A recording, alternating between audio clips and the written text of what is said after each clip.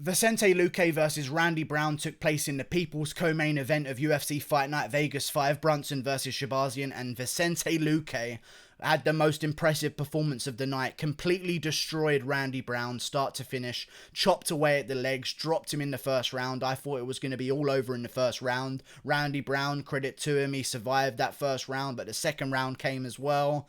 No different from the first. Vicente Luque right back at the leg kicks. In fact, Randy Brown started to look a little bit better in the second round. Eventually, Vicente Luque got what he wanted. He got the neck, had him in that north-south kind of choke. Randy Brown tries to get back up, playing a little hand game on the ground to act like he's a grounded opponent. Luque just blasts a knee up the middle and destroys him with perfect timing, just as Randy Brown lifts his hands off the ground. And I don't even think he was a grounded opponent anyway, even if he did have one hand down when the knee landed. Don't play that game. I feel like that's pretty fair to say right now in MMA. Randy Brown, don't play the game of trying to be a grounded opponent, because it just leaves you in an extremely vulnerable position. And while you're focusing on, oh, do I have one hand down? You're not focusing on, oh, do I have one hand next to my chin guarding myself? And Luque just blasted him with a knee, got the job done by second round TKO. I thought he was going to get the job done by first round TKO. In fact, I don't even know what I predicted, but I'm pretty sure it was a first round TKO over Vicente Luque. I got it wrong. I was almost right, because that overhand right that he landed on Randy Brown in the first round was absolutely brutal. But Randy Brown survived. Great leg kicks from Luque, start to finish, chopping away at the legs, setting up everything else. I mean, I just love the performance. Luque is something enjoyable to watch. I would love if he would just completely turn around and fight in November before he turns 29. I love an active Vicente Luque because he just adds some fun to every single card, because I feel like there's some fighters on the card, regardless of where they stand in the rankings or what they're on. Are they on a 1-fight win streak? Are they on a 7-fight win streak? There are some fighters like Vicente Luque that just represent the sport well. You know? There are some fighters who don't, that are on the main card of some fight nights. Women divisions, I'm looking at you. That don't represent the sport well. I'm not talking about Calderwood versus Maia, by the way, but I'm just saying, there are some fights on the cards that just don't represent us very well. Vicente Luque is not one of those guys. Every single time he fights, it's very clear that he's one of the best in the world. His technique is amazing. His boxing is amazing. Now he's throwing the leg kicks as well. He's getting better and better every single time we see him. And he eats shots for breakfast. What is his chin made out of? And where can James Vick get some of it? Because it's just unfair. James Vick is born with the chin that he's born with. And Luque is born with the chin that he is born with. How can you tell me that life is fair? It isn't, and that's exactly the moral of the story. Sometimes, life just isn't fair, and Luque is born. His chin is no match, I feel like. There's a lot of guys with good chins, but you don't really see him get hit with too many great big shots. Vicente Luque got hit with a clean spinning back elbow in this fight from Randy Brown. Any other time against any other opponent, that spinning back elbow probably KOs them out cold. Luque eats it, smiles, laughs, and gets straight back to work, chopping away at the legs, jabbing to the body, setting up his big shots over the top. But Luque just looked amazing. Great performance. I thought this was a risky pick.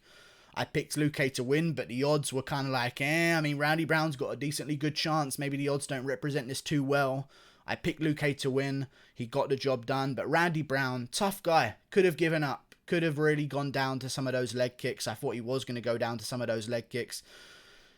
Just kept going, got back up, got the job done. Very dangerous on the ground as well, showed that. I mean, he's got nice long legs, so they're obviously going to be quite good for landing some triangles and some arm bars and setting up some high guard stuff that's going to be a little bit tricky for Luque. So Luque stood him back up, went straight back to the leg kicks. It was just a clinical performance, and it was kind of like Jaws music again. I've used this analysis before for Figueiredo versus Benavidez too.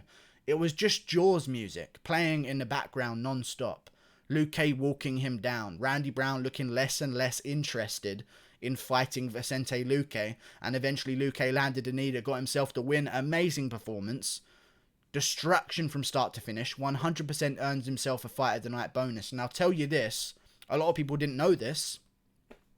Vicente Luque just earned 95,000 to show and 95,000 to win, and probably is about to refresh his contract before taking on a guy way up the rankings. I'm so glad that he got the job done, because now this opens us up fights with Vicente Luque versus Damian Maia, Vicente Luque versus Santiago Ponzinibbio, any of those two fights next makes complete sense to me. He called out Nate Diaz.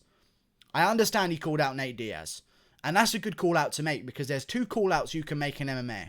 The one that you are going to get, that's going to get you no headlines, you can make that call out.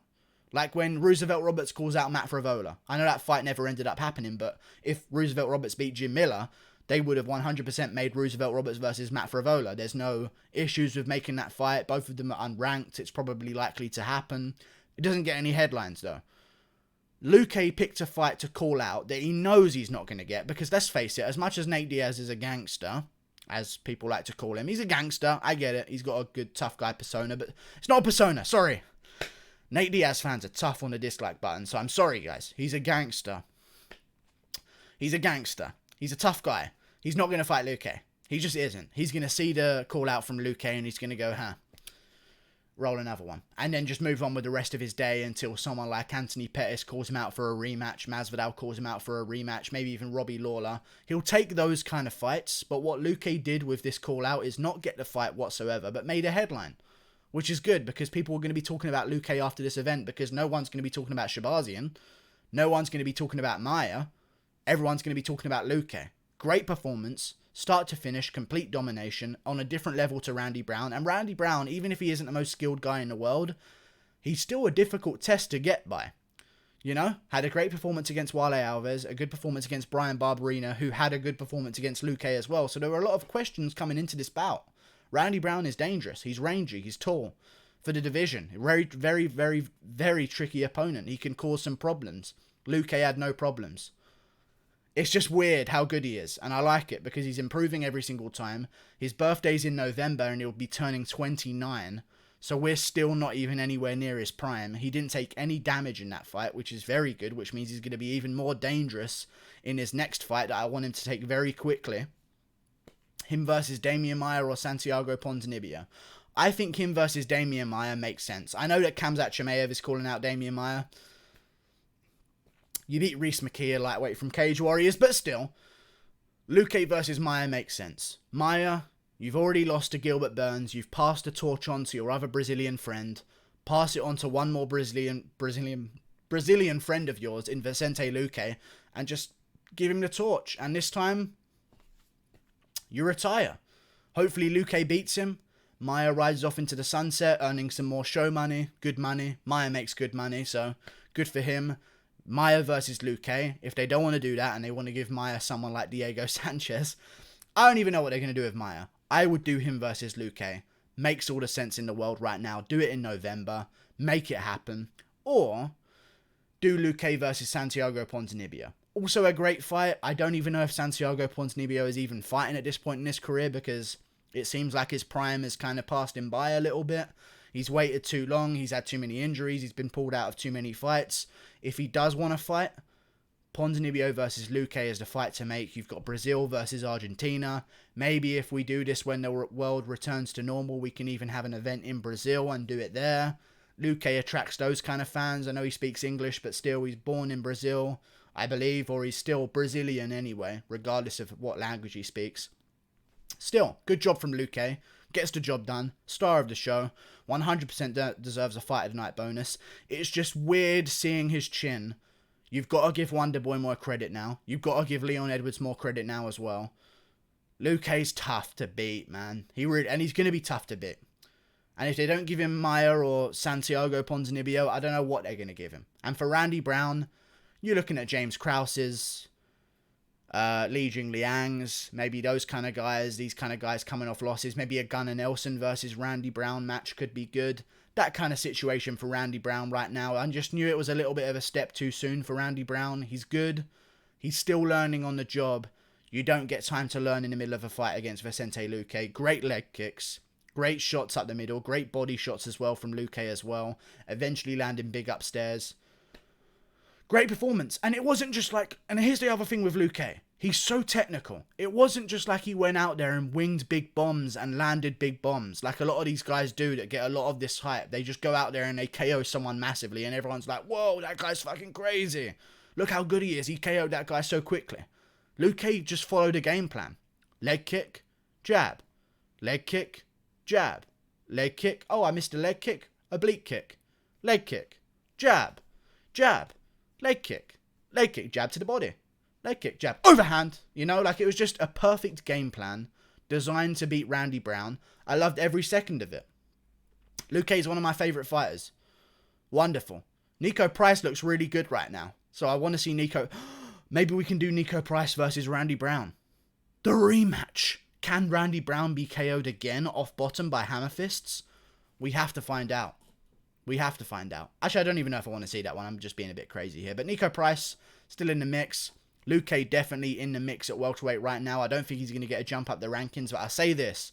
After that performance, he 100% deserves to be above Jeff Neal in the rankings. If he is not above Jeff Neal in the rankings by Tuesday, there's going to be problems for the people that make those rankings. And I'm talking black vans pulling up outside your house kind of problems. Okay? Real problems. If they don't put Luque above Jeff Neal, who the fuck is Luque beaten? I mean, who the fuck is Jeff Neal beaten, sorry? A close fight against Bilal Muhammad. Close one.